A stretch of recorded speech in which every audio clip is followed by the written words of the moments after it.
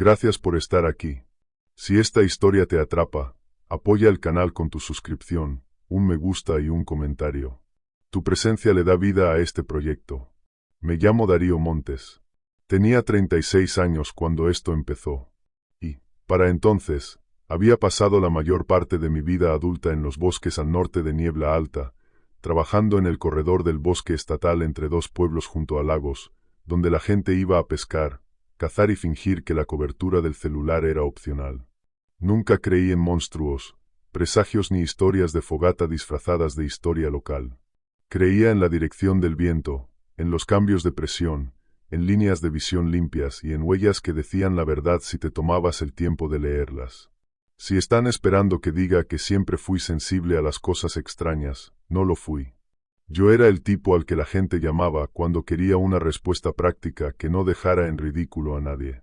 Mi cargo oficial era guardabosques del condado, pero la mayoría de los días era en parte cuidador de senderos, en parte policía de permisos, en parte equipo de mantenimiento y en parte consejero no oficial para gente que aparecía demasiado confiada y nada preparada.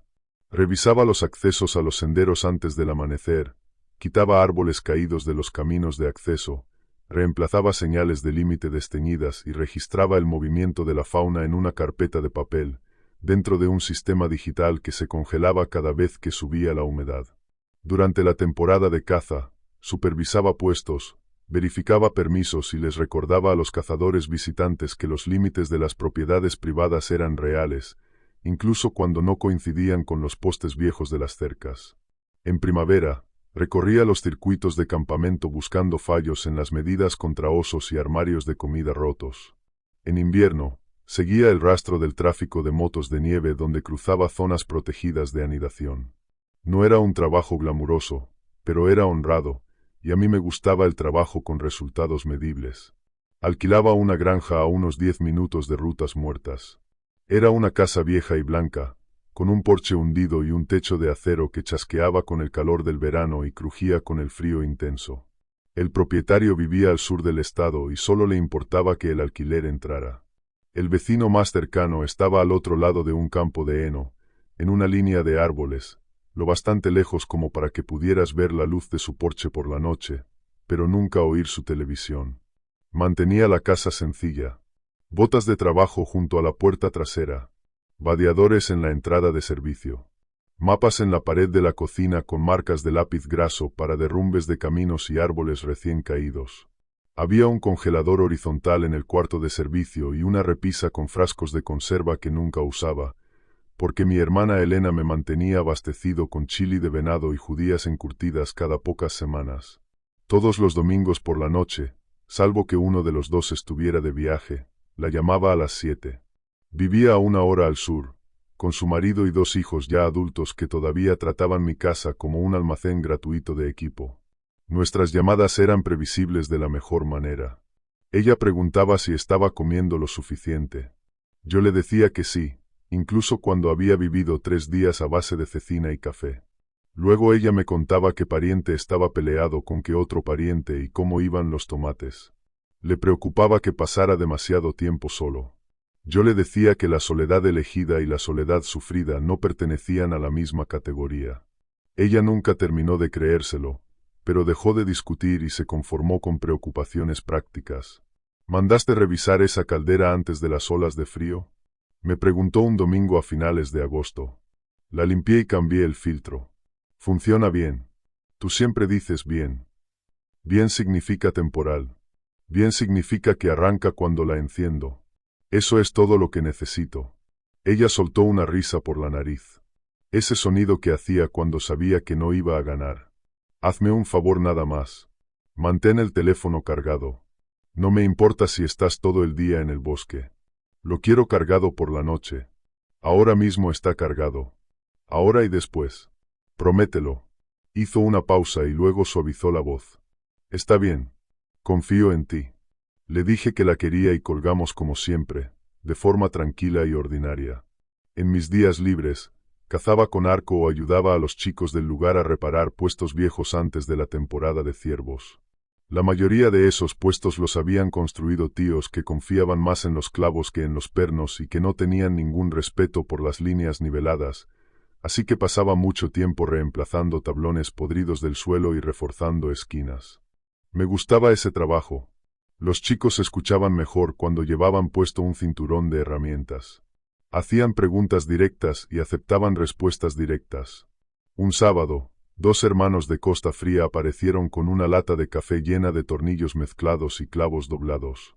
Traían un panel de contrachapado cortado tan torcido que parecía un mapa de Florida.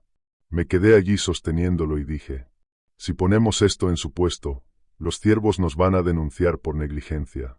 El mayor, de unos 12 años tal vez, pareció ofendido durante exactamente un segundo. Luego se rió tan fuerte que se le cayó la cinta métrica. Reconstruimos la pared del frente, como correspondía, y los hice repasar 2 veces una lista de seguridad antes de dejarlos subir la escalera. Ese era el único tipo de broma que hacía, y solo cuando nadie tenía miedo. Entrenaba novatos cada temporada, y repetía una frase tan a menudo que se convirtió en una broma de la estación. El pánico hace que la gente salga herida, no los animales. Se lo decía a los nuevos empleados, a excursionistas perdidos, a cazadores de fin de semana venidos del sur del estado que oían una rama romperse y empezaban a correr cuesta abajo en la oscuridad. La mayoría de los animales de nuestro corredor querían distancia, no conflicto. Los osos negros amagaban más de lo que atacaban. Los coyotes rodeaban, pero seguían siendo cautelosos cerca del olor humano.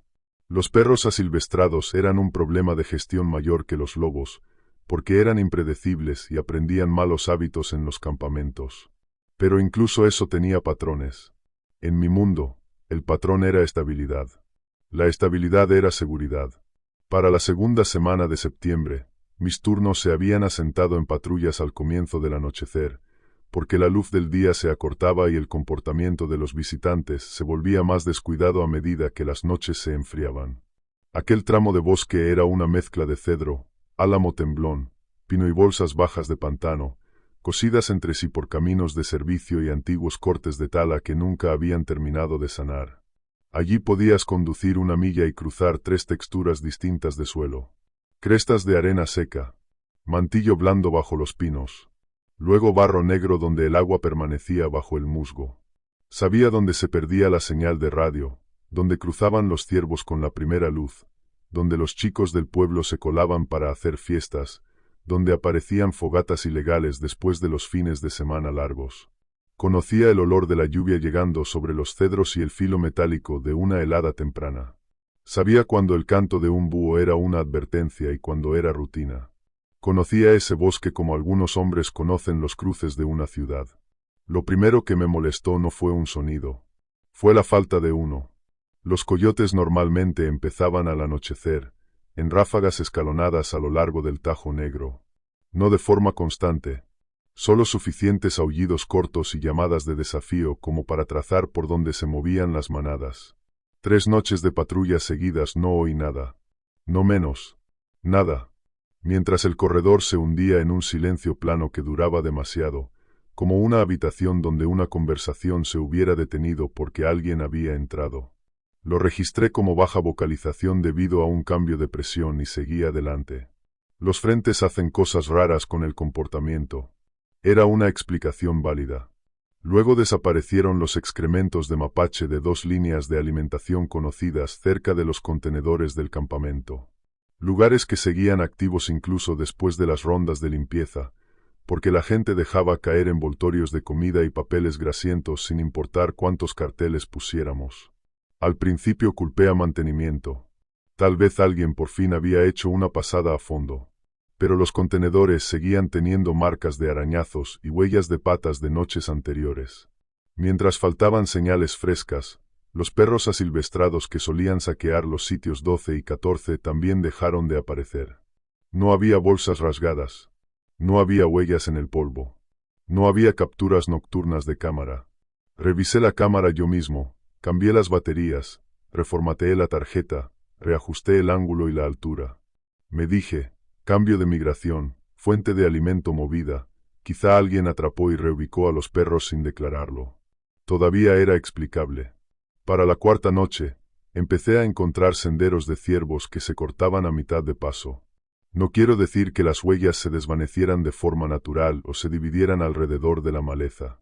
Quiero decir una línea de pisadas avanzando firme por terreno blando, y luego una dispersión repentina donde todo el grupo giraba a la vez y cortaba bruscamente de vuelta hacia el prado abierto. Ciervos asustados. Esa parte era normal. Lo que no era normal era la consistencia. Manadas distintas. Momentos distintos. La misma inversión brusca en casi el mismo segmento del corredor, entre Barranco Hondo y el rodal de cedros muertos al oeste del puente peatonal. Me arrodillé sobre un conjunto de huellas con la última luz e intenté rebatirlo. Presión de depredador. Quizá un oso cruzando contra el viento. Quizá un cebo ilegal atrayendo a los ciervos en bucles raros. Busqué señales de oso y no encontré ninguna. Ni troncos marcados por garras, ni excrementos, ni alteraciones de cama. Recorrí el perímetro en arcos cada vez más amplios y encontré impresiones en el mantillo húmedo de pino que me hicieron detenerme y mirar más tiempo del que quería admitir. Las primeras 4 huellas se leían como cuadrúpedas, profundas y empujadas hacia adelante, como peso distribuido a través de 4 extremidades durante una aceleración. Las 3 siguientes estaban más separadas de lo que deberían haber estado, con una zancada estirada de forma antinatural. Después de eso, el patrón cambió a 2 impresiones, y luego a 2 otra vez, con una separación que parecía bípeda.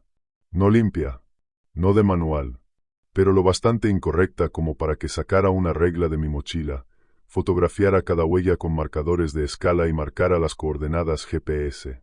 La profundidad promediaba casi 8 centímetros en un suelo donde mi bota se hundía quizá 2,5. Eso sugería masa. Mucha.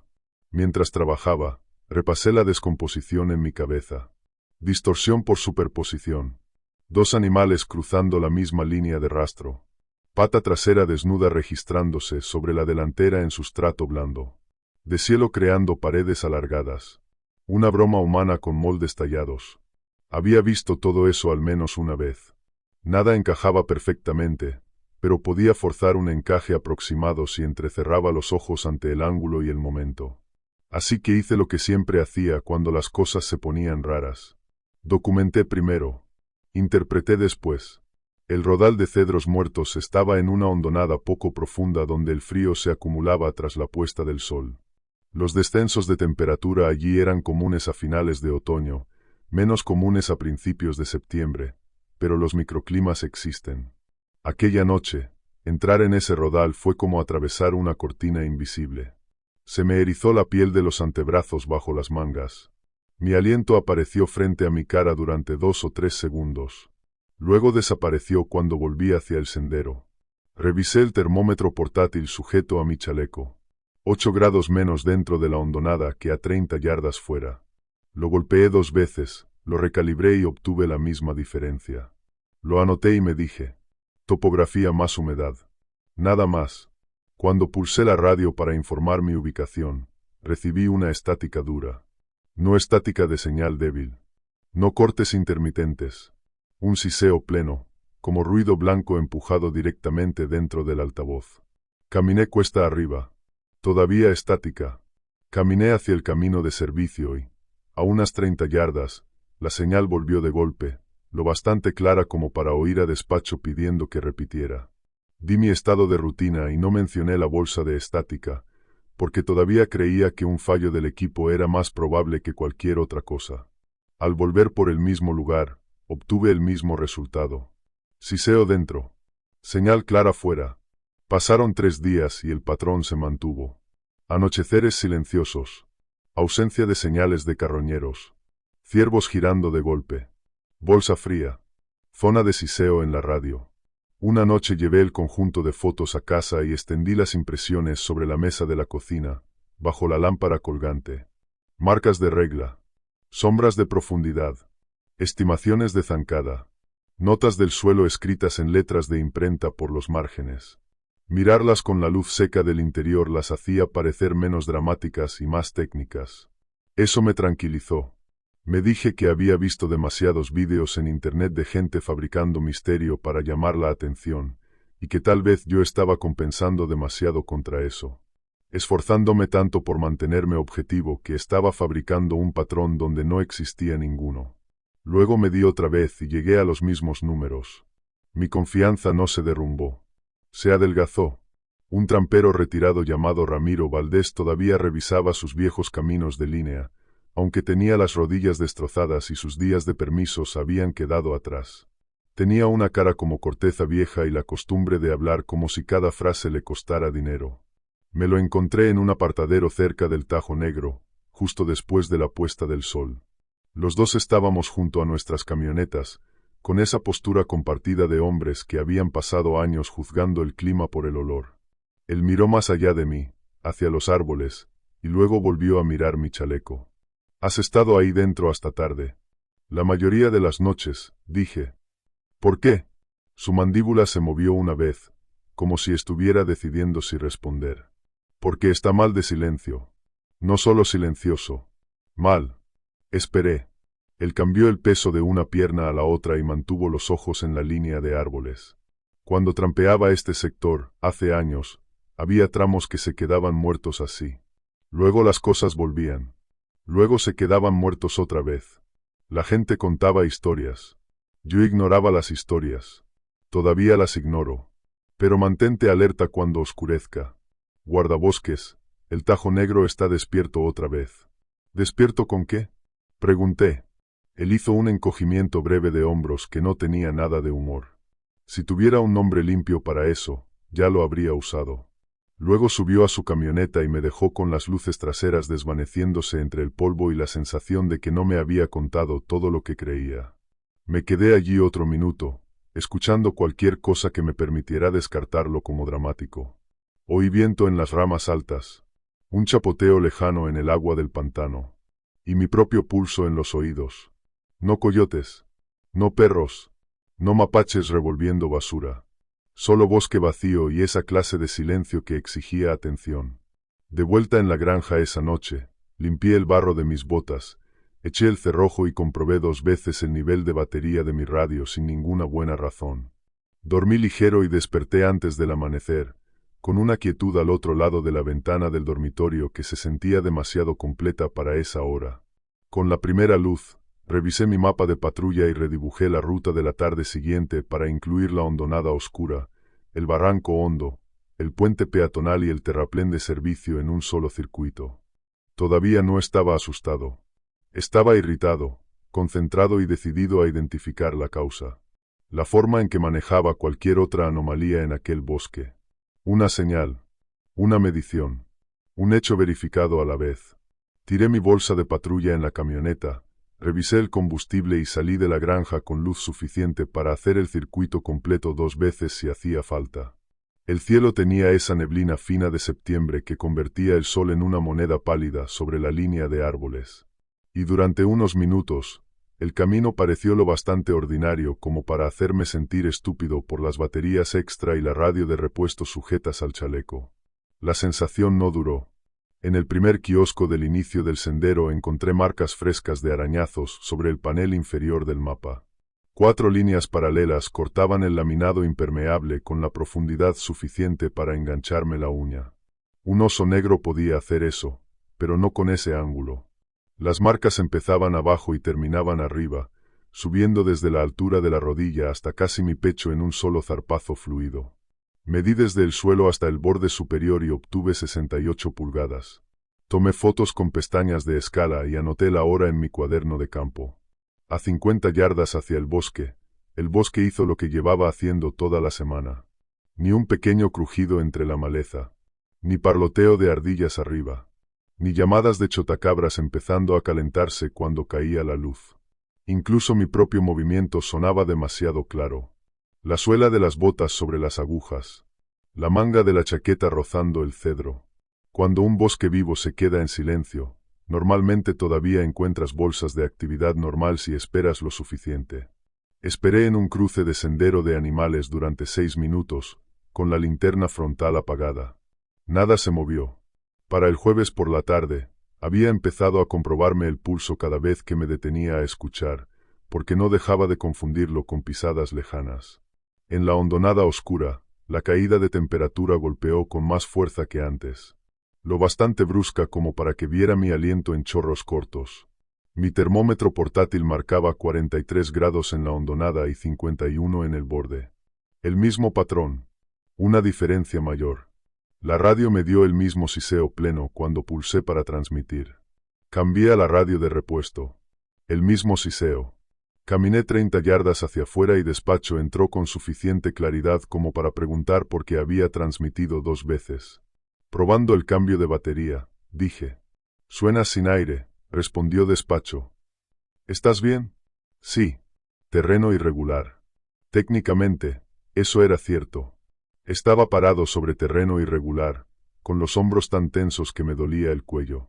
Crucé hacia el puente peatonal de Barranco Hondo con la última luz y encontré el siguiente conjunto de huellas en el mantillo húmedo, donde el sendero se estrechaba entre 2 pinos derribados por el viento. Esta vez la transición era más limpia. 4 impresiones profundas. Luego un tambaleo que se ensanchaba. Luego una línea de 2 huellas con una longitud de zancada que no tenía sentido anatómico para un oso, un perro ni un hombre. Planté mis propias botas junto a una huella y sentí una sacudida fría y práctica. Mi talla 11 parecía pequeña dentro del borde exterior. La sección de los dedos terminaba en puntas largas y estrechas que se hundían más que la zona del talón, como si el peso se cargara hacia adelante en cada paso. Me dije, distorsión del sustrato. Me dije, huellas superpuestas y escorrentía después de la lluvia anterior. Lo dije en voz alta una vez, solo para oír una frase racional en el aire abierto. A medio camino del puente peatonal, capté un olor que me detuvo a mitad de paso. No era podredumbre. No era mofeta. No era exactamente perro mojado tampoco. Era almizcle con un filo metálico, como pelaje húmedo extendido sobre piezas calientes de motor. Giré despacio, barriendo la luz de izquierda a derecha a través de la niebla que había empezado a juntarse baja sobre el arroyo. Mi haz seguía atrapando corteza de troncos y puntas de helechos, y luego se aplastaba contra una bruma blanca. Una sola rama se quebró cuesta arriba. No fue fuerte, fue deliberado. Lo bastante pesado como para que la madera cediera en un solo crujido, no en una serie. Me agaché detrás de un tronco de cedro y esperé. No hubo movimiento posterior, ni ruido de retirada, ni parloteo de nada alarmado. El silencio volvió a tomarlo todo, espeso y constante, y me moví hasta el puente para revisar el borde de barro donde los chicos solían dejar huellas de zapatillas. También había señales frescas allí, pero no humanas. 2 depresiones en la orilla cercana, 2 en la orilla opuesta, cada una hundida profundamente, con paredes limpias y agua filtrándose en el fondo. La separación las colocaba a poco menos de 6 pies de centro a centro. Eso es una zancada larga, incluso para un hombre alto en terreno plano. Y esto era barro resbaladizo junto a agua en movimiento. Oí respiración. Primero una inhalación lenta. Luego una exhalación más lenta todavía, desde algún lugar en la niebla, debajo de la baranda del puente peatonal. Estaba cerca. Apagué la luz y escuché con ambas manos sobre la baranda, sintiendo las tablas viejas vibrar bajo mi peso. Una forma se movió en la neblina del arroyo, pero solo como una densidad gris más oscura deslizándose a través de un gris más claro. Levanté la linterna y la encendí primero en baja intensidad, luego en alta, y el haz cayó sobre 2 reflejos por encima de la orilla opuesta. Ámbar verdoso. Demasiado fijos. Demasiado separados. Colgaban allí a una altura que los ponía más o menos al nivel de la baranda superior del puente, a unos 7 pies del suelo, donde no deberían haber estado. No se movían arriba y abajo como ojos de ciervo. No parpadeaban rápido como el brillo de un mapache. Observaban. Los seguí durante quizá 2 segundos. Entonces una cortina de niebla se desplazó sobre la orilla y desaparecieron. Mantuve el haz donde habían estado, contando por lo bajo, intentando captar movimiento. Nada. Cuando volvieron a aparecer, estaban 10 yardas cuesta abajo, sin un solo sonido de maleza ni pisada entre una posición y la otra. Esa fue la primera vez que mi entrenamiento no logró darme una categoría limpia. Depredador era la única palabra que quedaba y encajaba. Retrocedí del puente paso a paso, manteniendo firme el haz. Llegué a terreno abierto y volví a contactar con despacho desde el borde de la zona de estática. Solicité un temporizador de control cada 10 minutos durante el resto del turno y registré brillo ocular grande no identificado, posición elevada, posible fauna agresiva en el corredor de Barranco Hondo. Mi propia voz sonaba plana en mis oídos, como si estuviera leyendo el informe de otra persona. Para el amanecer, no me había convencido de nada salvo de que necesitaba mejores pruebas que mi memoria. Empecé con moldes de yeso. 2 parciales salieron del barro cerca del puente. Uno de patrón cuadrúpedo. Uno de patrón bípedo. Ninguno era perfecto. Ambos bastaban para preservar la profundidad y la geometría de los dedos. Embolsé muestras de suelo de los bordes de las huellas y de los puntos de compresión central para poder comparar después la densidad de humedad. Marqué cada punto con cinta naranja y coordenadas GPS. Luego caminé por el terraplén de servicio donde había visto a los ciervos girar toda la semana. En el lado oeste del terraplén, encontré pelo enganchado en corteza rota a la altura del hombro. Hebras ásperas y oscuras, de unos 8 centímetros de largo, con puntas plateadas más claras. Las sellé en un sobre de muestra y escribí ubicación, clima y hora de recogida. Al mediodía, conduje directo a la oficina del distrito, con barro todavía en las botas y la calefacción a tope porque las manos no se me calentaban. Mi supervisor, Sergio Aranda, llevaba años dirigiendo esa oficina y confiaba más en el papeleo que en las historias. No era un mal hombre. Era un hombre que creía que cualquier problema de campo podía reducirse a código de normativa y datos meteorológicos si le daba suficiente café y un formulario de incidente claro. Coloqué las fotos, las notas de los moldes y los sobres de muestras sobre su escritorio en una fila ordenada y le expliqué cada punto sin comentario editorial. Él escuchó, se recostó y se frotó la barbilla mientras miraba fijamente la secuencia de transición de las huellas. Dijo: Darío, eres uno de mis hombres más fiables, así que escucha esto como preocupación, no como crítica. Estás haciendo turnos largos en solitario, durmiendo poco, con vigilancia alta. Eso puede empujar demasiado lejos el reconocimiento de patrones. Lo vemos todo el tiempo en temporada de incendios. Dormí bien, dije. Tal vez. Pero esto se lee como superposición y sesgo. Huella desnuda, sobreimpresión, sustrato saturado, quizá perro asilvestrado mezclado, quizá una persona grande jugando con botas personalizadas.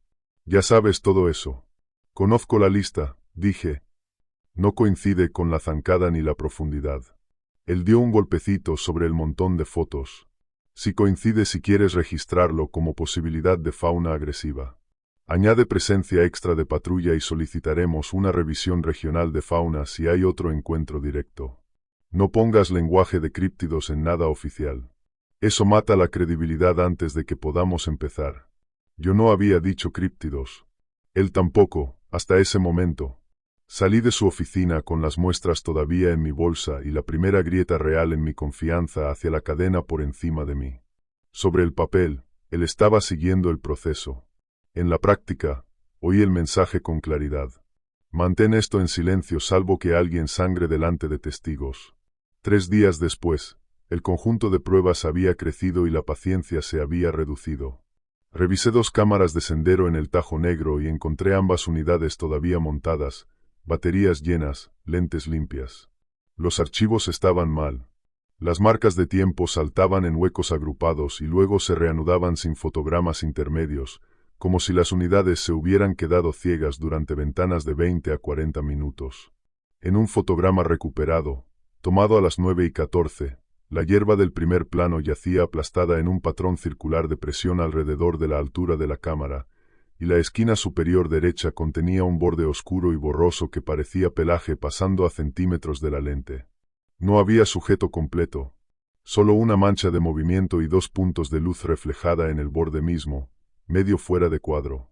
Para entonces, había empezado a llevar mi cámara corporal incluso en las revisiones rutinarias de circuito, no tanto por la calidad de la prueba como para mantener honesta mi propia memoria. Terminaba una ruta, me sentaba en la camioneta y reproducía bloques de 10 minutos mientras comparaba las marcas de tiempo con las entradas del cuaderno. Una vez escribí 17 para el descubrimiento de una huella, y la cámara mostraba 10:04. 3 minutos de diferencia no son inusuales bajo estrés, pero me molestó lo suficiente como para recalibrar mi reloj con el reloj de despacho 2 veces esa semana. Esa tarde llamé al ayudante del sheriff Iván Rojas, porque trabajaba en las carreteras del condado adyacente y tenía la costumbre de revisar apartaderos remotos durante la patrulla nocturna. Nos conocíamos desde la secundaria, cuando ambos pensábamos que los neumáticos baratos eran una estrategia aceptable a largo plazo. Se reunió conmigo detrás de la gasolinera a las afueras del pueblo, se apoyó contra su patrulla y escuchó mientras le mostraba fotos en mi teléfono. Silbó bajo y dijo: «Hombre, son grandes. ¿Has estado viendo esos canales de monstruos nocturnos otra vez?» «Hablo en serio, Iván. Sé que hablas en serio. Digo que probablemente hay una respuesta humana. Los tipos hacen huellas falsas para clips de internet todo el tiempo. Los cazadores también se trolean entre ellos. Los cazadores no dan zancadas de 6 pies por el barro sin dejar deslizamiento de talón ni derrumbe de pared lateral». Él entrecerró los ojos ante una imagen. Podría ser sobreimpresión de oso. Un oso no pasa de 4 a 2 así. Me devolvió el teléfono. Entonces es una persona con botas talladas metiéndose contigo. ¿Quieres que haga pasadas extra cerca de Barranco Hondo? Puedo hacerlo. Pero si informo de una cosa de perro gigante erguido, mi sargento me deja en el banquillo una semana. Asentí, porque entendía exactamente cómo funcionaba ese sistema. Prometió hacer pasadas extra de todos modos y, para su crédito, mantuvo esa promesa durante unas cuantas noches. Para la segunda semana de octubre, había pasado de patrulla amplia a investigación dirigida. Tracé una cuadrícula sobre el Tajo Negro y el Barranco Hondo, y luego la recorrí en barridos superpuestos con rumbos de brújula y conteos de pasos, documentando cada anomalía como si fuera un trabajo de topografía. Comparé huellas conocidas de oso negro de temporadas anteriores con las impresiones actuales. El oso dejaba almohadillas más anchas y una zancada funcional más corta en este terreno, además de una liberación de presión distinta en los giros. Las huellas de perro doméstico tenían una agrupación de dedos más cerrada y menor profundidad con una humedad de sustrato similar. Las botas humanas falsas dejaban regularidad de fabricación en algún punto de la geometría del borde, incluso cuando estaban talladas a mano. Estas no. Las paredes parecían orgánicas, con microfisuras donde el suelo se recuperaba de forma desigual después de cada levantamiento. La forma en que se comporta el desplazamiento de peso real. Pregunté a 2 tramperos locales si alguien había reportado un alce herido, porque una lesión puede deformar la marcha de maneras extrañas. Ambos dijeron que no, y ambos se pusieron visiblemente incómodos cuando describí la separación bípeda cerca de Barranco Hondo. Uno de ellos me cortó a mitad de frase y dijo que había empezado a revisar su línea solo después de plena luz del día. No quiso explicar más. Envié un archivo comprimido con fotos, hojas de medición, notas y anomalías de cámara a un biólogo de fauna estatal al que había conocido durante un estudio invernal 2 años antes. Llamó una vez la tarde siguiente, hizo 3 preguntas rápidas sobre profundidad, sustrato y clima. Luego dijo: «Recibí el paquete. Sin opinión. Sin plazo de seguimiento. Sin recomendación». Esa fue la única respuesta que obtuve de él. Cuanto más trabajaba el problema, menos aleatorio parecía. Las huellas aparecían cerca de cuellos de botella, líneas de cresta y curvas ciegas donde las líneas de visión colapsaban. Seguían paralelas a los caminos sin cruzar tramos abiertos salvo que hubiera cobertura a una sola zancada. En 2 noches, encontré mis propias huellas de salida de una patrulla anterior superpuestas por impresiones más profundas que coincidían con el patrón desconocido, desplazadas lo justo para sugerir que me había seguido después de que yo pasara. Y dejé de decirme que esto era solo movimiento raro de fauna y empecé a decir la verdad más silenciosa en mi cabeza. Algo estaba probando los límites. Esa tarde estacioné en la puerta de servicio de Barranco Hondo para hacer un último barrido antes de la oscuridad completa. Apagué el motor, bajé y capté ese mismo almizcle metálico en el aire más frío. La cadena de la puerta colgaba inmóvil. Sin viento. Sin insectos. Al otro lado de la zanja, un grupo de álamos jóvenes tembló una vez desde el centro hacia afuera, como si un cuerpo grande hubiera pasado por allí sin tocar las ramas exteriores. Levanté la luz y no vi nada salvo troncos y sombra. Entonces la alarma de mi camioneta emitió un pitido detrás de mí, un tono rápido de advertencia del sensor trasero. Me giré y vi 4 huellas húmedas en la puerta trasera, colocadas en una subida vertical recta desde el parachoques hasta el pestillo. Cada una era más grande que mi mano abierta. Las huellas no eran manchas de agua de lluvia. Tenían forma, profundidad de almohadilla, puntas de dedos estrechas, claras, como si algo hubiera presionado ambas manos contra la puerta trasera y hubiera trepado sin trepar. Me acerqué y sostuve la linterna en ángulo para atrapar la sombra en las impresiones. 4 marcas corrían desde el escalón del parachoques hasta la manija del pestillo, cada una espaciada de forma pareja, cada una demasiado larga para estar desnuda y demasiado ancha en la palma para ser de coyote. El agua todavía formaba gotas en los bordes. Frescas. Mi primer pensamiento fue una broma humana. Igual que siempre, algún tipo con guantes tallados, algún cazador intentando asustar al guardabosques. Luego miré la altura de la huella superior. Estaba por encima de mi hombro, y las 2 inferiores no tenían marcas de arrastre debajo. Ninguna franja de barro donde unas botas se hubieran apoyado. Si una persona hubiera hecho eso, habría tenido que saltar recto hacia arriba, colocar una mano y luego la otra, mientras no dejaba ninguna señal de calzado en el barro de la zanja alrededor del parachoques. Barrí la luz hacia abajo de inmediato. El barro conservaba mi propia suela, nítida y reciente, y nada más en 6 pies. El sensor trasero volvió a pitar. Esta vez, 2 avisos cortos. Y la piel se me tensó por toda la nuca. Pivoté hacia la línea de árboles detrás de la camioneta, pasé la luz a máxima potencia con el pulgar y solo atrapé la primera fila de matorral y álamos jóvenes.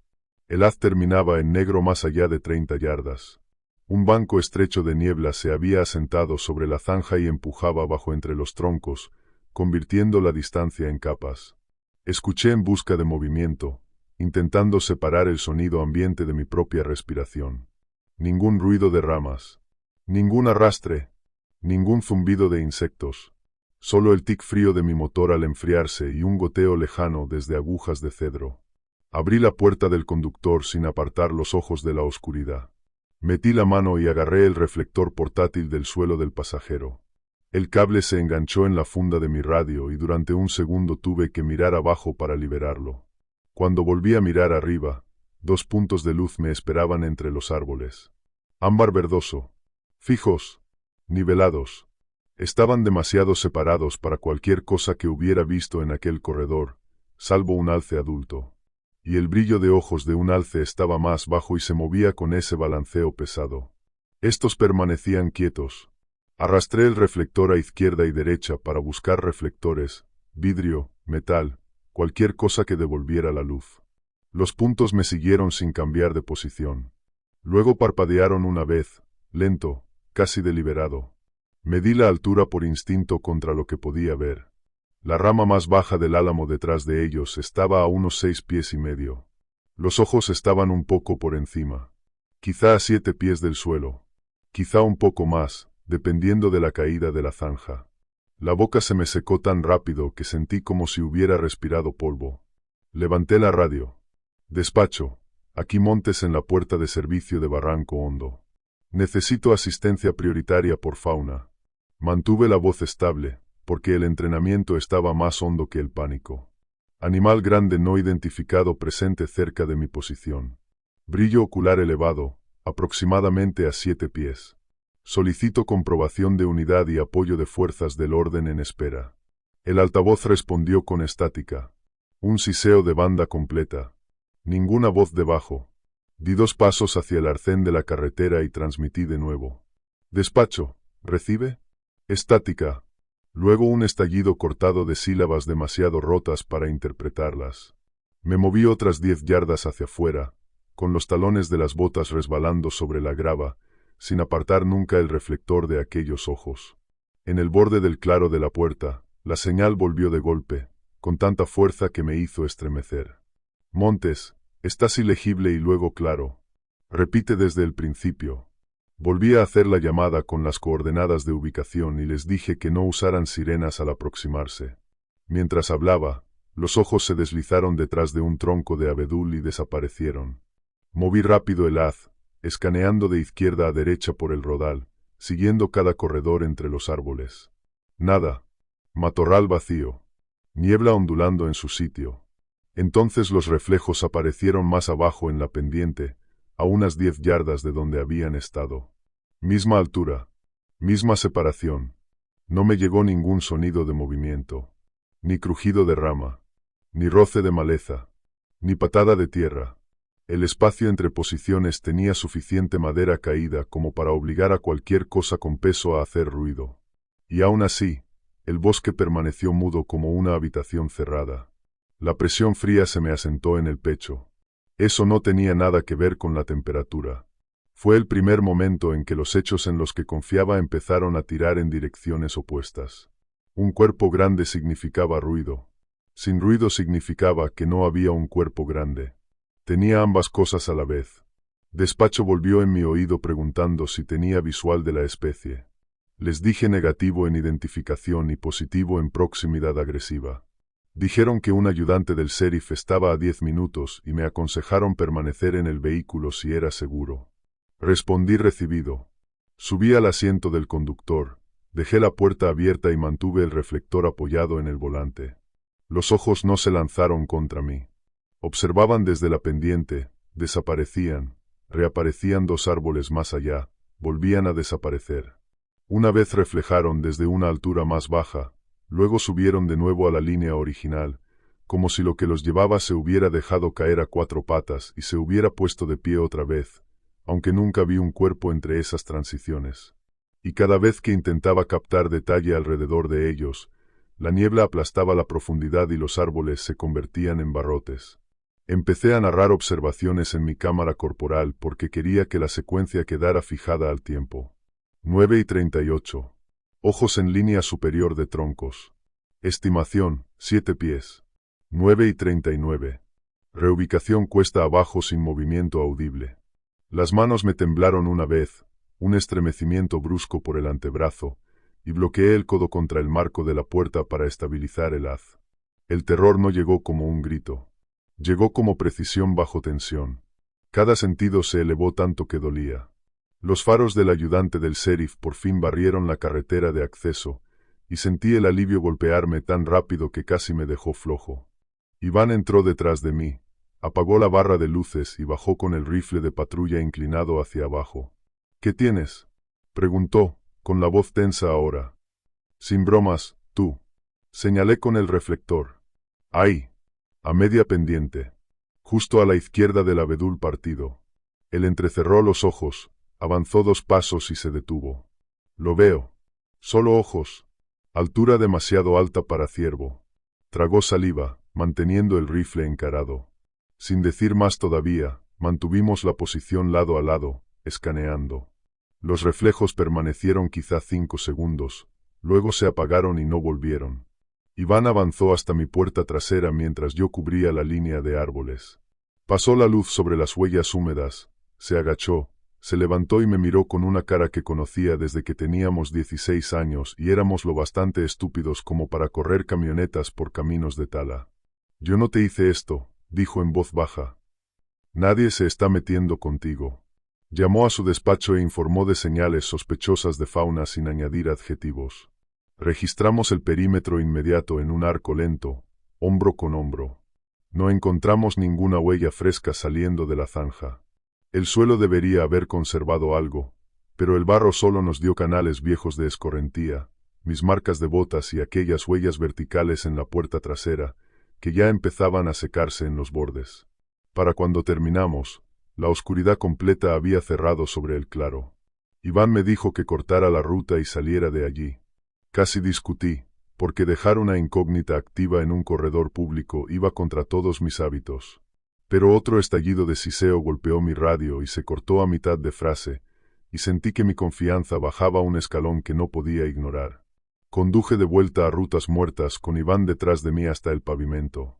En el estacionamiento, bajo la luz fluorescente, las marcas de la puerta trasera parecían menos una aparición y más una prueba medible, fotografiada, con marca de tiempo.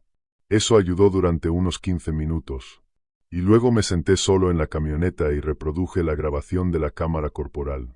La cámara captó mi voz, los haces del reflector, la niebla y 2 breves destellos de ojos reflejados en el borde del encuadre. Ningún cuerpo, Ningún contexto, solo lo suficiente para demostrar que no había inventado las luces. No lo suficiente para explicar que las producía. El sueño no llegó limpio. Esa noche me quedé tendido en la granja, escuchando el tic del techo de acero y ensayando causas alternativas como tablas de multiplicar. Búho en ángulo raro. Dos animales separados alineados por casualidad. Cinta reflectante colgada por alguien como broma. Luz rebotada a través de la niebla. Cada teoría se derrumbaba cuando la devolvía a la altura, la separación y la reubicación. Alrededor de las 3 de la mañana me levanté, hice café que no bebí y escribí una nota de campo suplementaria con cada medida que podía confirmar. Los números eran más seguros que la memoria. 2 noches después, una luna fina se alzó sobre nubes rotas y les dio a los caminos de servicio apenas luz suficiente para borrar la profundidad. Había pasado el día en la oficina archivando el incidente de Barranco Hondo y solicitando señalización de cierre temporal para el Tajo Negro después del anochecer. Sergio aprobó mayor presencia de patrulla, pero no cierre completo, citando falta de especie confirmada y presión reducida de visitantes. Proceso otra vez. Primero la evidencia, después las consecuencias. Así que hice la ruta nocturna con un reflector montado, baterías nuevas para las cámaras y la escopeta calibre 12 en el soporte detrás del asiento, cargada con balas, y 2 bengalas en el bolsillo lateral. Para las 9:15, había despejado 3 apartaderos y no había encontrado nada. La falsa calma casi funcionó conmigo.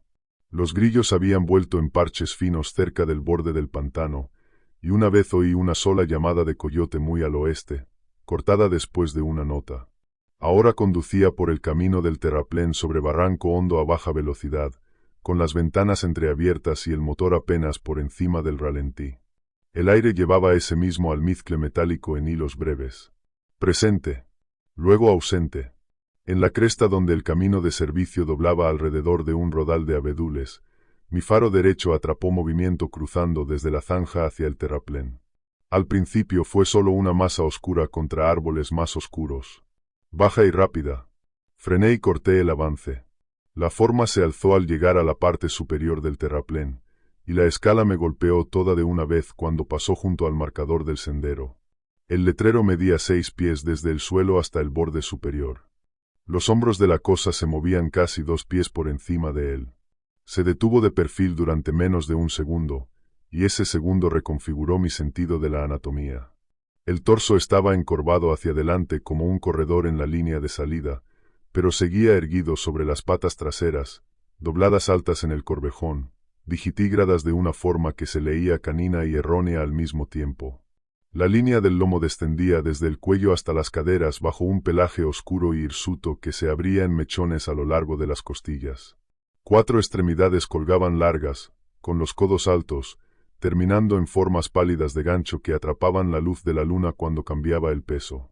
La cabeza se adelantaba sobre un cuello demasiado vertical para un lobo y demasiado largo para un oso, con el hocico extendido en una cuña estrecha. Las orejas eran triangulares, echadas medio hacia atrás. No se veía cola desde ese ángulo, o si había una, iba pegada al cuerpo y se perdía en la sombra. Lo que más se me quedó fue la lógica del movimiento. Giró primero la cabeza, despacio, escaneando hacia mi camioneta, mientras los hombros permanecían fijos. Luego el torso la siguió en una rotación separada, como si las partes estuvieran tomando decisiones en secuencia. Ningún animal conocido en mis archivos se movía exactamente así. Encendí los focos y el terraplén se iluminó con un blanco duro. La forma bajó el cuerpo y cruzó hacia la línea de abedules en 3 zancadas largas que cubrieron terreno casi sin sonido. No silenciosa como pisa un ciervo con cuidado. Silenciosa como cae la nieve pesada. Masa sin bordes afilados. Las puntas de las ramas temblaron después de que pasara. Y un solo tronco golpeó una vez, sordo y pesado. Luego quietud.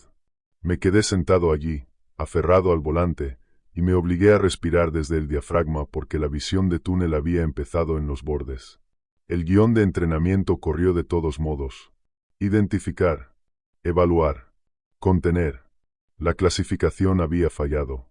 Un oso negro no llevaba los hombros tan altos mientras se movía bípedo a velocidad. Un alce no tenía esa cabeza ni esa marcha. Un humano con traje no superaba la pendiente del terraplén con esa longitud de zancada y sin tropezar. Tomé fotos a través del parabrisas y obtuve 3 fotogramas inútiles de troncos de abedul sobreexpuestos y bandas de sombra donde el sujeto debería haber estado.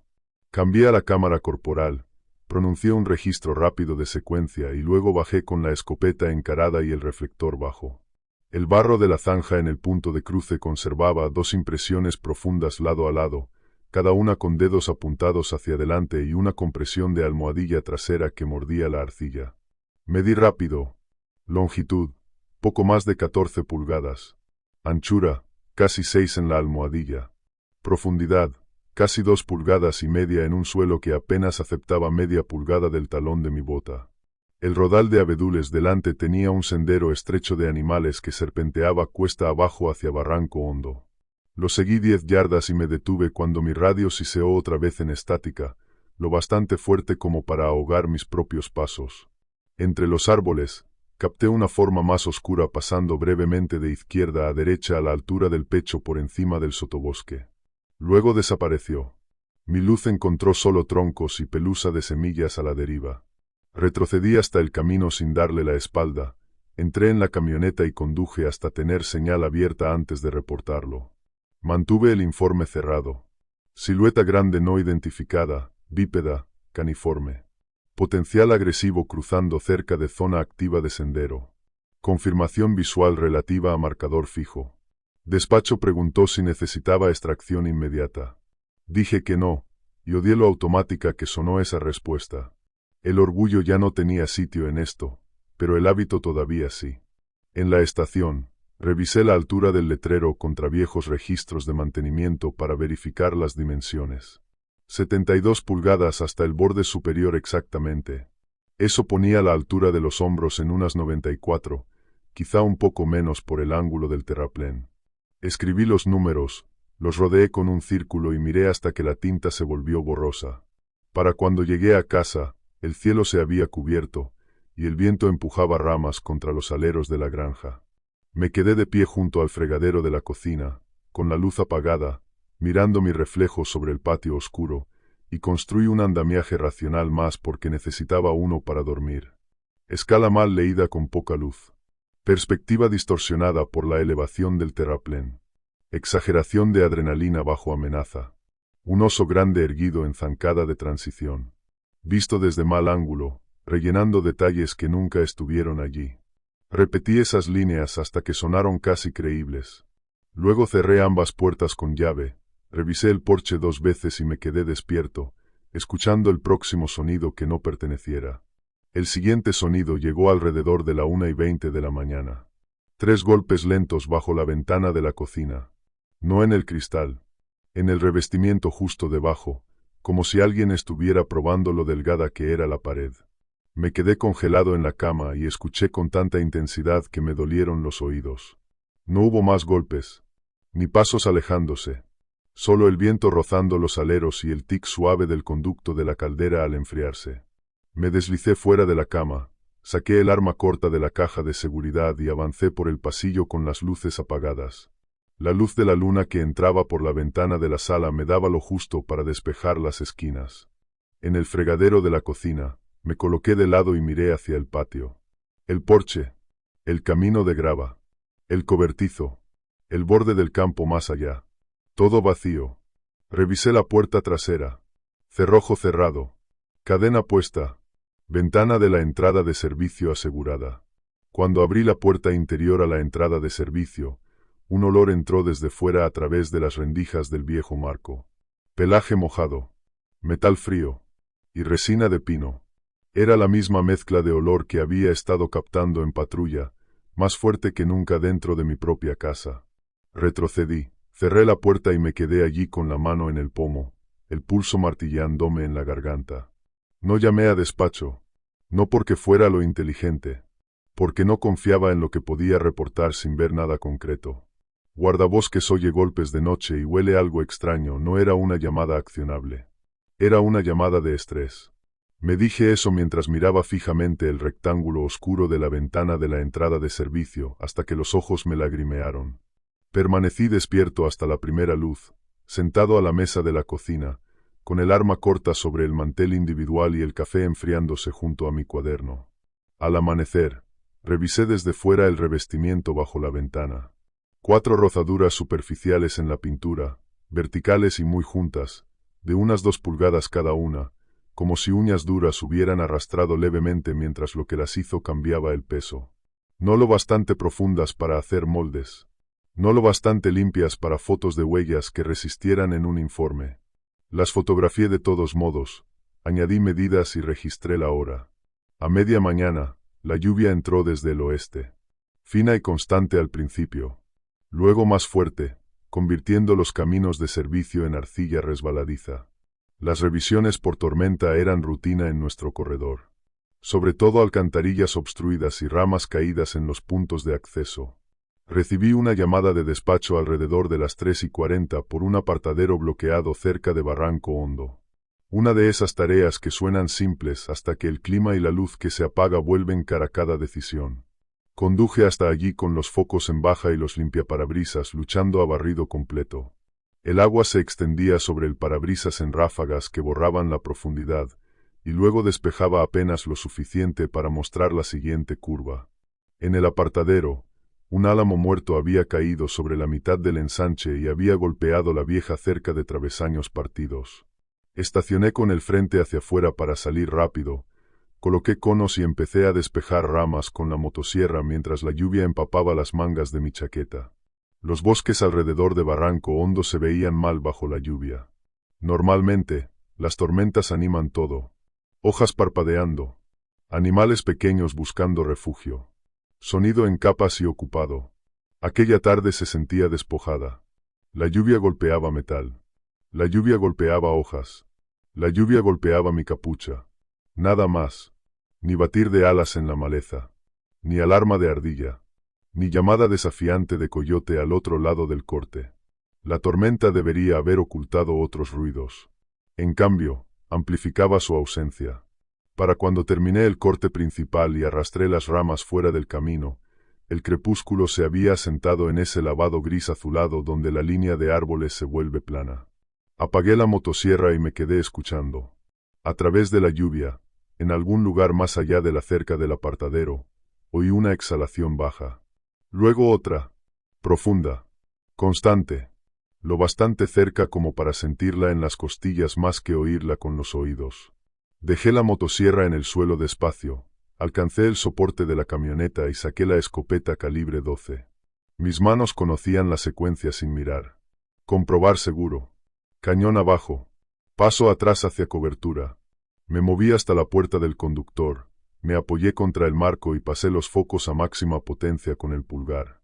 La luz golpeó el apartadero, la cerca y los primeros 20 metros de bosque. La lluvia se convirtió en agujas plateadas dentro de los haces. Al principio, solo capté movimiento y matorral.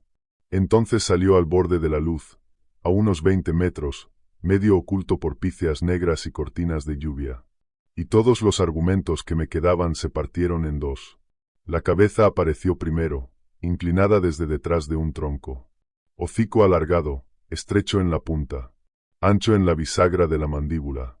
Pelaje mojado, oscuro, pegado contra una piel que no colgaba ni se amontonaba como lo hace el hocico de un oso. La nariz era negra y de alto brillo bajo la luz.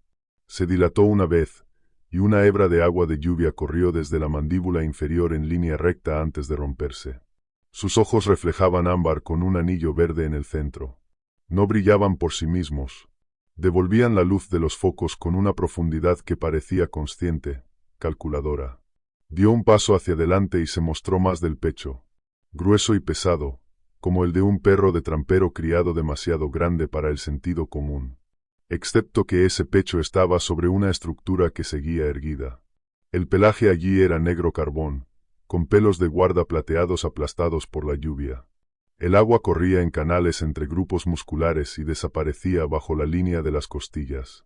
La extremidad delantera del lado cercano cayó a la vista y terminaba en una estructura parecida a una mano. Forma larga de metacarpos. Luego garras pálidas y curvas, quizá de 3 pulgadas, quizá más. No abiertas como una pata, articuladas como dedos que podían cerrarse. Había leído suficientes huellas como para saber cuándo una estructura coincidía con el movimiento y cuándo no. Nada de aquella estructura coincidía con nada que hubiera registrado en 20 años al aire libre. Cambió el peso y vi la cicatriz. Tejido viejo cruzaba el lado izquierdo de sus costillas en líneas gruesas y elevadas. Faltaba pelaje en una franja que iba desde detrás del hombro hacia el flanco.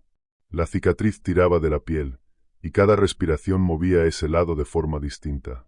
Eficiente, pero asimétrica, como si el torso hubiera aprendido a compensar alrededor de una lesión antigua.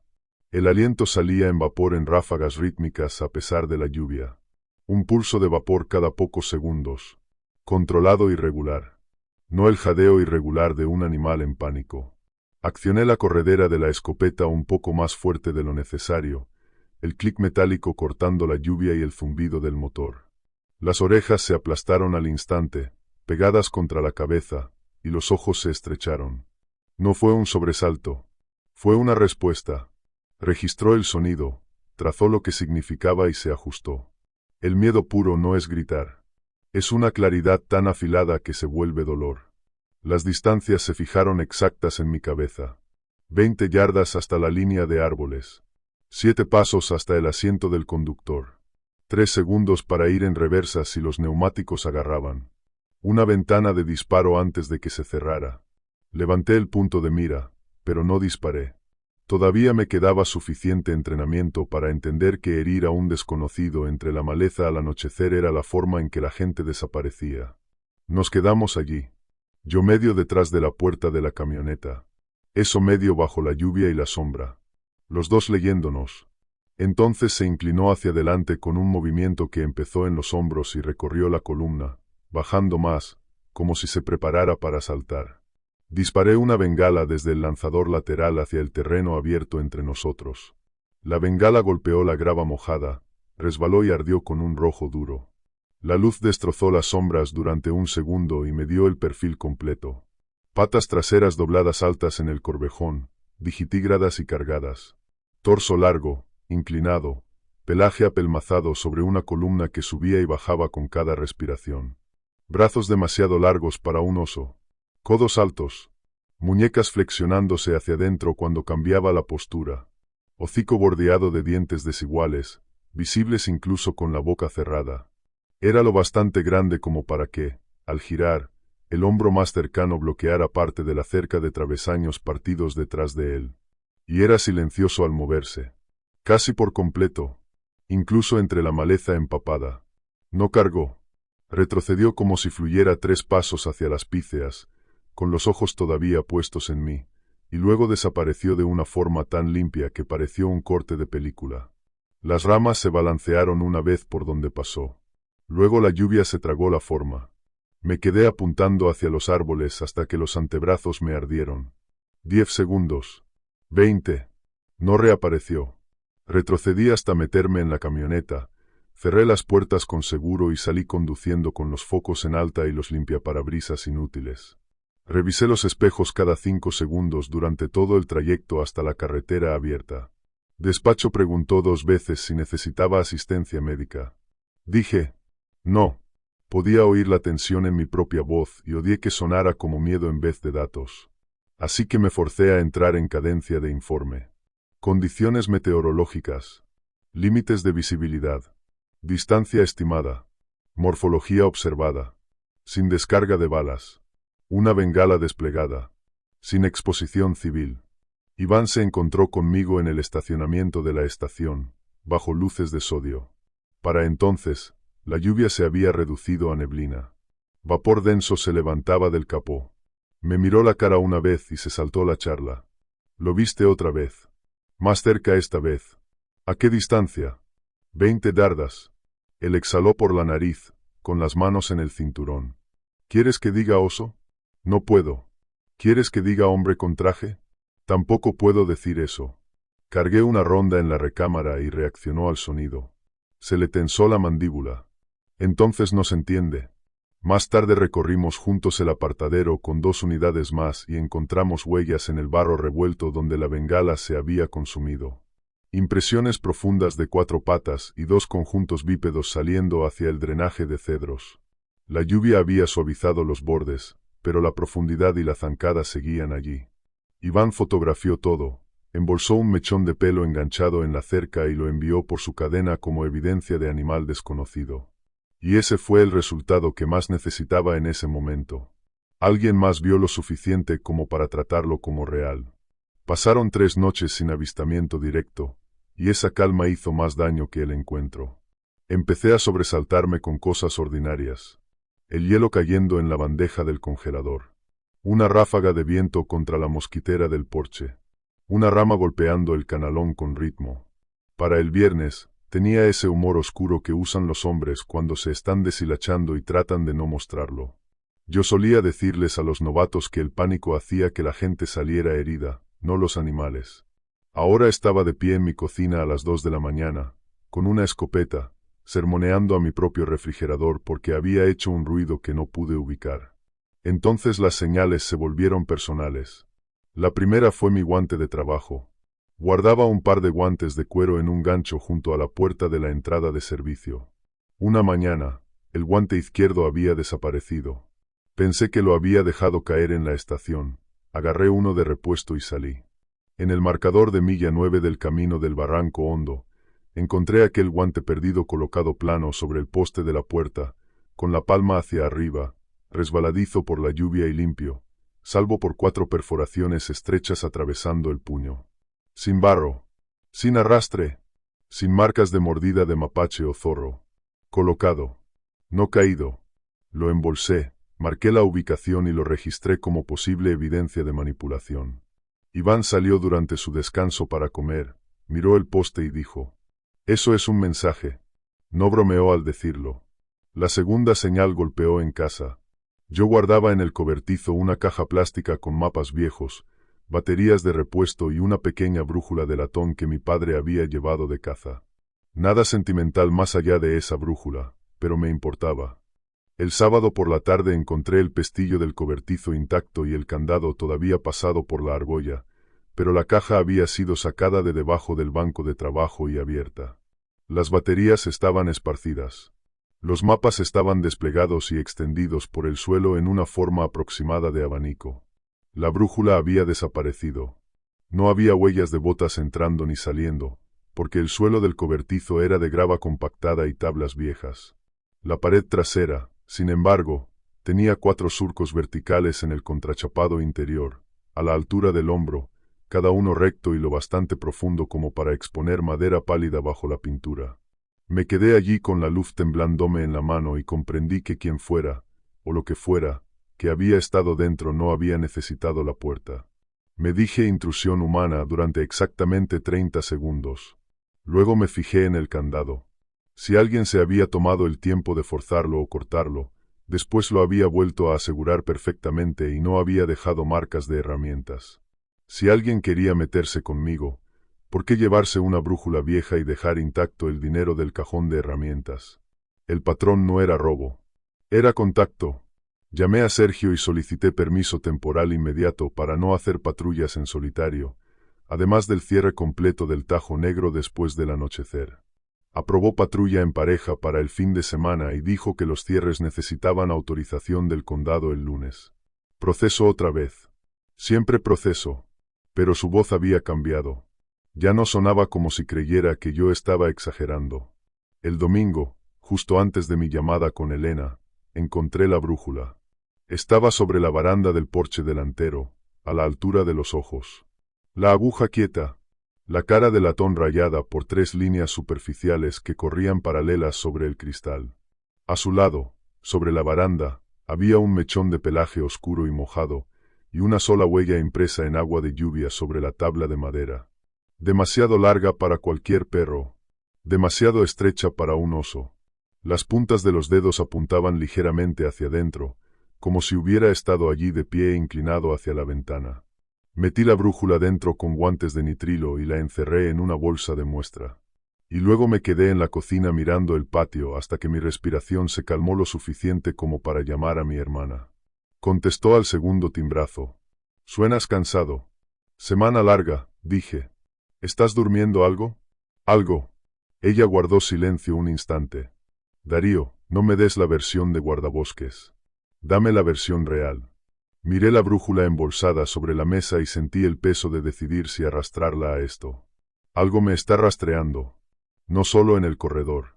En la casa. Otra pausa. Luego su voz bajó, firme y práctica, como se ponía cuando uno de nosotros estaba herido. ¿Quieres que vaya esta noche? No. Necesito que no estés en esas carreteras después del anochecer. Entonces vienes tú aquí.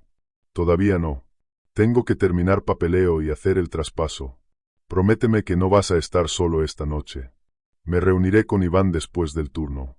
Bien. Mantén eso. Y mantén el teléfono cargando. Como te dije. Eso casi me hizo reír, y dolió que lo hiciera. Para la primera semana de noviembre, dejé de fingir que esto era una superposición aleatoria de anomalías y empecé a planificar como si me estuviera cazando algo que aprendía de cada contacto. Seguía mis rutas en paralelo sin exponerse salvo cuando el terreno lo favorecía. Se acercaba cuando el clima cortaba la visibilidad. Probó la camioneta, la puerta, la casa. Luego se retiraba antes de que llegaran testigos. Tocaba objetos ligados a mí y devolvía uno donde yo lo encontraría. No era comportamiento de rabia. No era comportamiento de alimentación ciega. Era una prueba de límites. Cambié cerraduras, añadí luces de movimiento y empecé a aparcar la camioneta en reversa junto al porche, con la puerta del conductor mirando hacia afuera. Llevaba la escopeta de una habitación a otra después del anochecer, recámara vacía, portacartuchos lleno. Dejé bengalas preparadas junto a ambas salidas y mantuve las llaves enganchadas al cinturón, incluso dentro de casa. En patrulla, dejé de caminar por cortes estrechos salvo que tuviera cobertura secundaria y una línea abierta de retirada. Cada decisión se estrechó alrededor de un hecho que ya no podía evitar.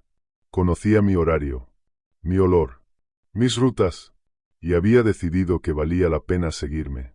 Esa comprensión se me asentó en el pecho como una piedra mientras terminaba de asegurar la casa. Y por primera vez desde que acepté este trabajo, entendí que el procedimiento no era lo mismo que protección. Llamé a Sergio desde la cocina, expuse exactamente lo que había registrado y pedí la suspensión inmediata de la cobertura en solitario en el corredor de Barranco Hondo hasta que respuesta de Fauna llegara físicamente. Él escuchó en silencio y luego dijo que la autorización del condado seguía pendiente, y que tenía una unidad enferma, otra de permiso y exceso de trabajo de fin de semana por una carrera de sendero.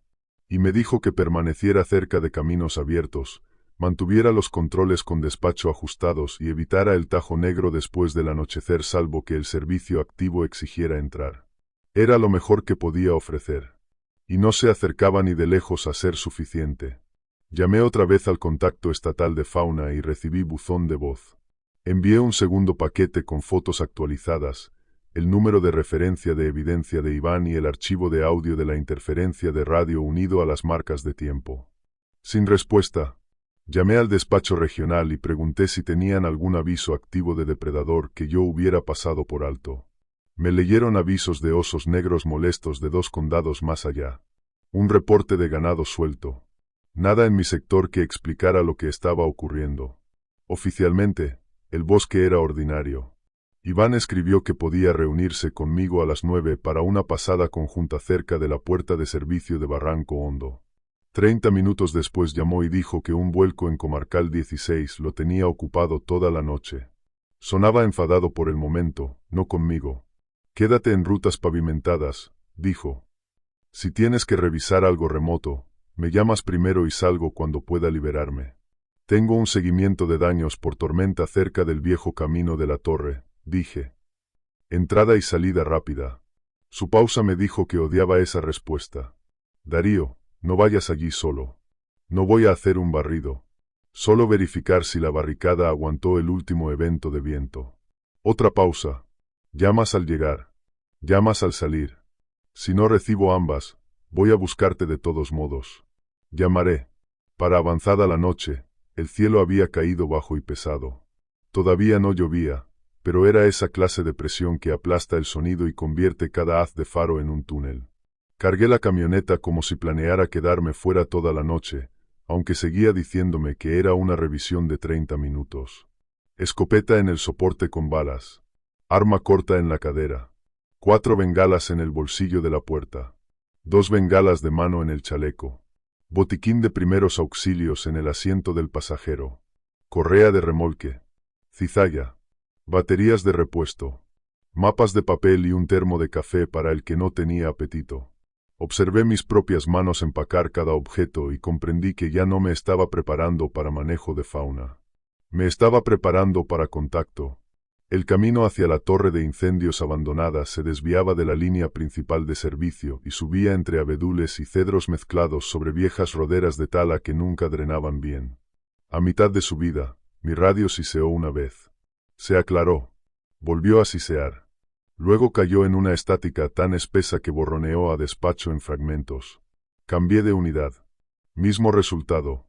En la siguiente elevación, la señal volvió de golpe y una operadora pidió que repitiera mi última transmisión.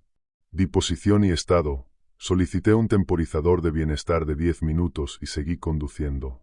Habían pasado 3 noches desde la brújula en el porche, y ese intervalo me había engañado durante unas horas cada vez, haciéndome pensar que quizás se había ido. Luego veía impresiones paralelas junto a mis viejas huellas de bota cerca de una puerta, o encontraba una lente de cámara de sendero empañada desde dentro sin grieta en la carcasa, y la mentira se derrumbaba. No se había ido. Había ampliado su círculo. A las 10:17 llegué al claro de la torre y me detuve justo antes de las viejas zapatas de concreto.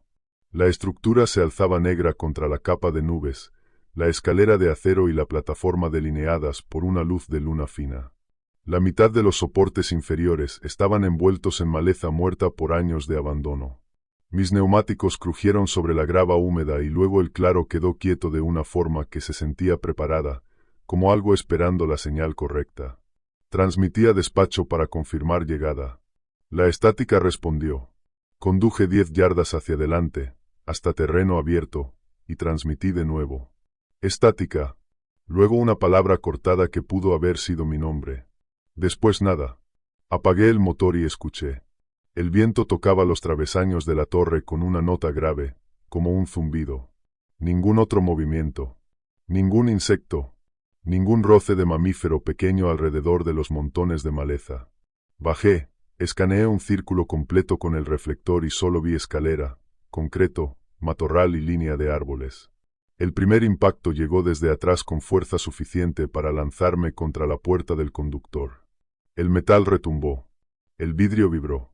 La camioneta se sacudió de lado sobre la grava mojada.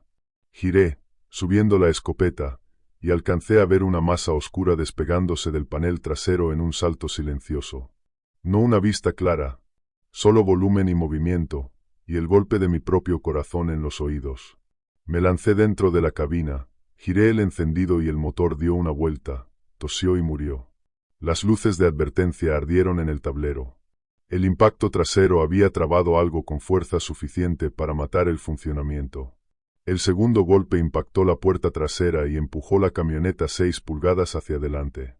Salí por el lado del pasajero con la escopeta y resbalé en el barro, frenándome contra la base de la torre. En 2 pasos, estaba atrapado en la peor geometría de aquel claro. La camioneta inutilizada a mi izquierda. Los soportes de la torre a mi espalda. Terreno abierto delante, estrechándose hacia el pantano de cedros. Si venía de frente, tenía una sola línea de tiro y ningún retiro limpio. Saqué una bengala del chaleco con la mano libre, quité la tapa y la encendí contra la pata de la torre. El fuego rojo floreció, arrojando una luz dura sobre la grava y el acero oxidado. La lancé al matorral muerto de la escalera, entre la camioneta y yo. La maleza prendió en segundos, las llamas trepando amarillas y rojas por los tallos secos y pintando el claro con sombras violentas. Esa luz me dio la primera mirada completa. Estaba de pie justo más allá de la línea de fuego, erguido y tan ancho que por un momento ocultó media escalera inferior detrás de él. 8 pies habría sido una estimación conservadora desde la posición de los pies hasta las puntas de las orejas. La cabeza tenía una estructura inequívocamente canina, pero escalada y colocada de una forma que ningún animal conocido llevaba.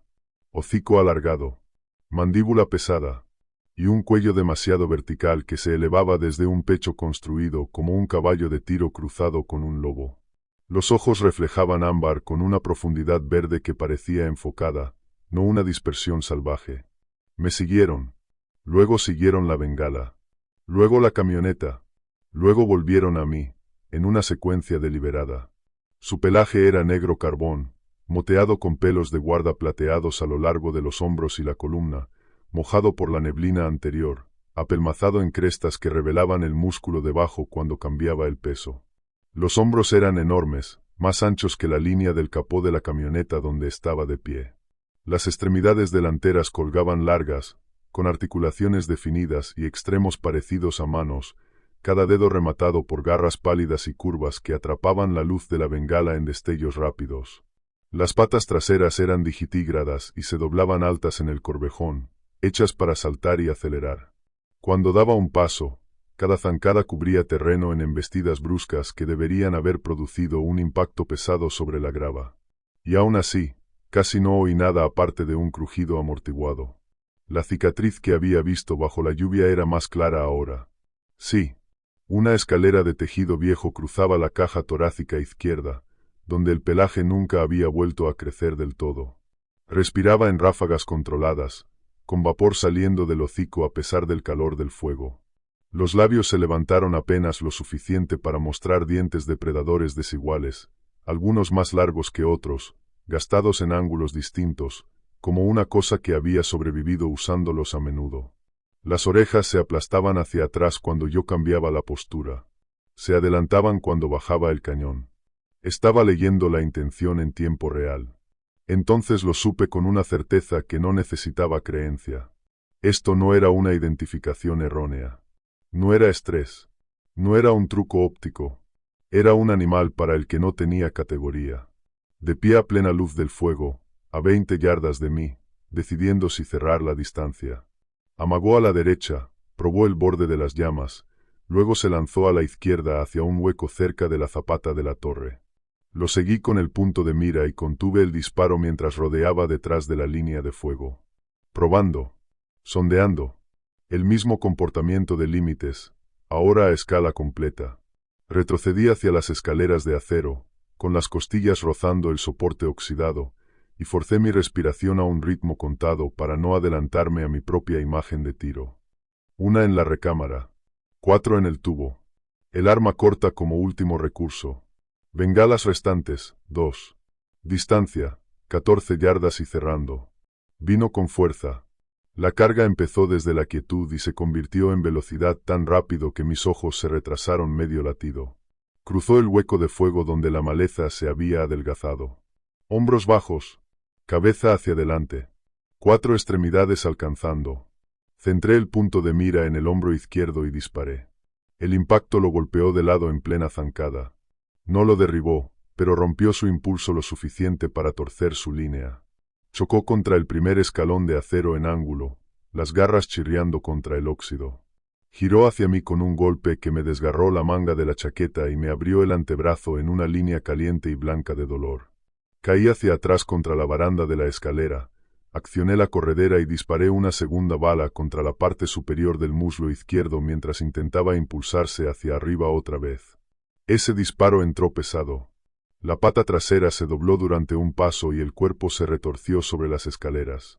El peso desplazándose sobre un apoyo comprometido. Acero mojado. Óxido viejo. Sangre de mi brazo en la baranda. Luz de fuego parpadeando a través del humo. Todo se volvió inestable al mismo tiempo. Saltó de todos modos, más peso que equilibrio, y el descansillo podrido sobre nosotros cedió con un crujido como una viga partida. El acero chilló. Cayeron fragmentos de madera. La masa delantera de la criatura se estrelló a través de la plataforma rota y desapareció por el borde, hacia el barranco de drenaje detrás de la torre. Un segundo después, oí el impacto abajo. Maleza colapsando. Luego un sonido gutural y profundo que me sacudió más en el esternón que en los oídos. Me quedé en las escaleras, con el cañón apuntando hacia la oscuridad, esperando un nuevo ataque. El humo del fuego de la bengala rodaba abajo y me quemaba los pulmones. El lado izquierdo me ardía con cada respiración, tan agudo que supe que una costilla estaba rota o cerca de estarlo. Saboreé metal, lo tragué y mantuve la puntería. El movimiento llegó desde el borde del barranco. Un alzarse de pelaje oscuro. un hombro más alto que el otro, la cabeza elevándose por encima de las copas de los cedros durante un segundo.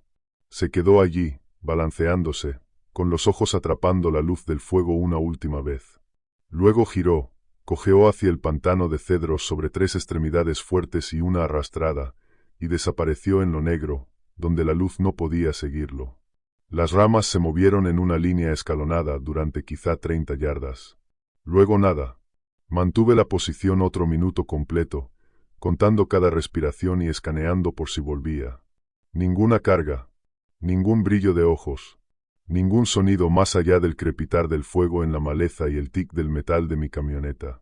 La amenaza inmediata había terminado, pero yo seguía en una mala caja. Camioneta inutilizada.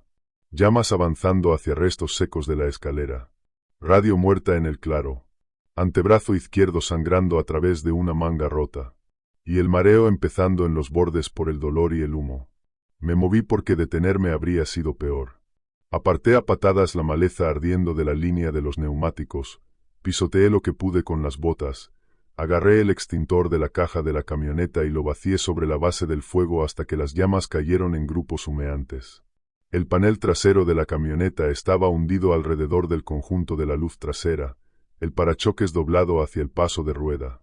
Ataqué el metal arrugado con la llave de tuercas hasta que el neumático pudo girar. Apenas. Giré el encendido. El motor prendió. Traqueteó. Casi murió. Luego sostuvo un ralentí áspero. No esperé a que la suerte cambiara. En el borde del claro, por fin encontré señal suficiente para alcanzar a despacho. Mi primera transmisión salió como números, porque los números eran más fáciles que el miedo. Unidad sola en camino a Atalaya. 2 disparos de bala. Una ignición de bengala contenida. Impacto vehicular. Oficial herido. Extrayendo ahora. Despacho preguntó por la especie y dije. Cánido bípedo agresivo no identificado. Repito, agresivo y muy grande. Estoy móvil en dirección sur. Conduje con la rueda trasera reventada y la suspensión doblada, las luces de emergencia encendidas, una mano en el volante y la otra presionada contra mi antebrazo con un vendaje de campo envuelto demasiado apretado. Cada sombra al borde del camino parecía lista para moverse. Cada estallido de estática de la radio me disparaba el pulso. No me siguió al salir. Para cuando llegué a la carretera estatal, el horizonte oriental había empezado a ponerse gris. Entré en la primera gasolinera, cerca de la bomba de aire, intenté bajar y casi me doblé por el dolor en las costillas. Me apoyé en el guardabarros, repetí en voz alta el conteo de disparos y las distancias para no perder la secuencia, y vi cómo el amanecer se extendía sobre el concreto mientras las sirenas llegaban desde la carretera principal. El primer ayudante del sheriff llegó hasta mí antes que la ambulancia, y tuvo que decir mi nombre 2 veces antes de que le respondiera. Yo seguía apoyado contra el guardabarros, con el antebrazo envuelto en un vendaje de campo empapado, contando por lo bajo. 2 balas. Una bengala. Una caída. Lado del barranco. Línea de cedros. Mantuve la secuencia en marcha porque tenía miedo de que, si me detenía, el orden se borroneara y alguien decidiera que era el pánico hablando. Los paramédicos se movieron rápido y con calma. Uno me cortó la manga y revisó la laceración, mientras el otro presionaba a lo largo de mis costillas hasta que aspiré aire entre los dientes y casi caí de rodillas. Me pusieron oxígeno por irritación de humo, me ajustaron más el vendaje del brazo y me hicieron las mismas preguntas de orientación de distintas maneras. ¿Alguna pérdida de conciencia? No. ¿Recuerda los 2 impactos contra la camioneta desde atrás? Sí. ¿Se golpeó la cabeza? No que yo sepa. Dolor en el lado izquierdo del pecho. Desgarro en el antebrazo por garra o borde metálico. No estoy seguro de cuál. Se miraron entre ellos cuando dije garra. Luego escribieron de todos modos. En el hospital de Villabruma confirmaron un desgarro de la vaina muscular del antebrazo sin daño arterial, una probable fisura fina a lo largo de mi 6ª costilla izquierda y una lesión leve por inhalación. La asistente médica documentó un patrón de trauma compatible con contacto animal violento y restos estructurales secundarios. Esa frase terminó importando más de lo que esperaba. Iván entró mientras me limpiaban hollín del cuello y del hombro. Su uniforme todavía estaba polvoriento por la escena del vuelco en la que había trabajado. y tenía esa misma expresión fija que llevaba en los accidentes mortales. Rostro profesional primero, reacción personal después. Se quedó junto a la cortina y dijo: «Cuéntamelo ahora». Igual que por radio. Lo hice desde la hora de llegada hasta la extracción. Sin palabras de folclore. Sin adornos. Distancias. Ángulos. Orden de movimiento. Ubicación de los disparos. Fallo de la plataforma. Visual de salida hacia el pantano de cedros. No me interrumpió salvo una vez. ¿Estás seguro de que salió por sus propios medios? Sí. Cojeando, pero erguido a intervalos. Luego pendiente abajo. Asintió despacio y miró el vendaje de mi brazo. Voy a abrir una cadena de evidencia completa. Vehículo, casquillos, patrón de quemado, rastros de sangre si los hay, tu cámara corporal, registros de despacho. No voy a dejar que esto se pierda en rumores. Ese fue el primer momento en que sentí otra vez una capa fina de suelo bajo los pies. Para última hora de la tarde, me dieron el alta con medicación para el dolor, ejercicios de respiración y órdenes de no conducir. Ignoré la orden de no conducir y seguí a Iván de vuelta a camino a Atalaya en su patrulla. Luego fui en el asiento del pasajero mientras los técnicos de escena fotografiaban todo bajo luces portátiles duras. El panel trasero de mi camioneta conservaba una media luna hundida sobre la luz trasera. 2 casquillos de bala disparados estaban donde recordaba haberlos expulsado. El residuo de la bengala coincidía con mi trayectoria de lanzamiento. En la plataforma rota y los escalones inferiores, tomaron muestras de una mancha oscura y embolsaron madera astillada. En el barranco, encontraron marcas profundas de deslizamiento, maleza aplastada y una línea escalonada de impresiones que entraba en agua de cedro demasiado negra para seguir rastreando antes de la oscuridad. Pasaron 3 días antes de que pudiera escribir a máquina sin que la mano izquierda se me acalambrara. Y al 4.º día, presenté el informe del incidente. Escribí cánido bípedo agresivo no identificado, porque falsear la categoría habría acabado con mi carrera y porque la evidencia ya existía en demasiados lugares como para enterrarla. Audio de despacho. Ingreso hospitalario. Daño del vehículo. Registro de casquillos. Fotografías de Iván. La cicatriz de quemado en la torre. Y la línea de tiempo de mi propia cámara corporal. Dejé fuera el apodo local. Dejé fuera el lenguaje de advertencia de Ramiro. Escribí lo que vi y lo que podía defender. Sergio leyó el informe en silencio, con el pulgar apoyado en el borde de la página donde yo había listado la altura de los hombros en relación con estructuras fijas. Cuando terminó, se quitó las gafas y se frotó ambos ojos. Debí haber cerrado ese sector antes, dijo. No respondí. Levantó la vista. El proceso administrativo va a empezar. Estarás de licencia pendiente de revisión, no disciplinaria. Esa es la versión oficial. Extraoficialmente, hiciste lo que pide el entrenamiento en una situación imposible de ganar. ¿El cierre se mantiene? Ahora se mantiene. Firmó el formulario y lo deslizó de vuelta. Su mano tembló una vez antes de aplastarla sobre el escritorio. La evidencia que había estado reuniendo durante esas semanas por fin se movió por los canales. Los moldes de yeso de Barranco Hondo fueron registrados, fotografiados y enviados a un laboratorio estatal. Uno llegó fracturado por el transporte. El otro estaba lo bastante intacto para notas morfológicas, pero no arrojó ninguna coincidencia conocida en su conjunto comparativo de archivos.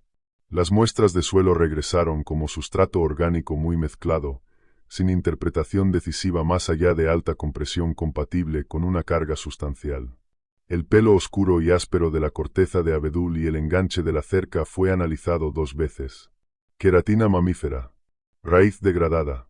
Material nuclear insuficiente para identificación de especie. El mechón de pelaje del Porsche produjo el mismo resultado. Mi guante perdido y la brújula recuperada fueron procesados para huellas. Ambos regresaron manchados e inconclusos, con rastros de suelo y aceites vegetales, pero sin detalle de crestas humanas. Los vacíos de las cámaras de sendero fueron revisados por un técnico que escribió posible fallo de firmware durante eventos de alta humedad. No pudo explicar por qué 2 modelos distintos de cámara perdieron fotogramas en ventanas coincidentes durante noches coincidentes. El metraje de mi cámara corporal, incluido el brillo de ojos y mis marcas de tiempo habladas, fue archivado bajo referencia cruzada de incidente con el número de caso de Iván. Los registros de interferencia de despacho confirmaron bolsas repetidas de estática dentro del barranco hondo y el corredor de la atalaya, mientras los caminos adyacentes permanecían claros. Llamé al biólogo estatal de fauna 2 veces más después de enviar el paquete final. En la segunda llamada, respondió su asistente y dijo con cuidado: sus materiales fueron recibidos y evaluados. No se planean acciones adicionales debido a la calidad no diagnóstica de las muestras. Esa fue toda la devolución. Mi correo recibió una sola línea. Caso cerrado. Pendiente de nueva evidencia física. Nadie pidió entrevistarme en persona. Una semana después, localicé a Ramiro Valdés en el estacionamiento de una tienda de alimento para animales porque no podía dejar abierta su advertencia incompleta. Se apoyó contra su camioneta mientras yo hablaba. Cuando terminé, se quedó mirando la grava durante mucho tiempo. Dijo: 1991. Lado de la torre. Vi ojos por encima de una cadena de puerta. Perdí 2 sabuesos esa temporada. Nunca encontré los collares. Me dije puma. Luego oso. Luego ladrones. Seguí cambiando la etiqueta para poder dormir. ¿Por qué no lo reportaste entonces? Soltó una risa seca, sin humor. ¿A quién? ¿Y para decir qué? Miró mi brazo vendado y luego la línea de árboles más allá del estacionamiento. El Tajo Negro se queda en silencio por ciclos. Nunca aprendí por qué. Solo aprendí a irme antes de que oscurezca. Eso fue todo lo que ofreció. Los 2 tramperos que antes se habían quedado callados nunca añadieron una palabra más allá de: ahora revisamos de día. Su silencio se volvió su propia respuesta. Para la segunda semana de diciembre, tomé la decisión que había estado retrasando. Renuncié. Elena subió en coche el día que empaqué la granja.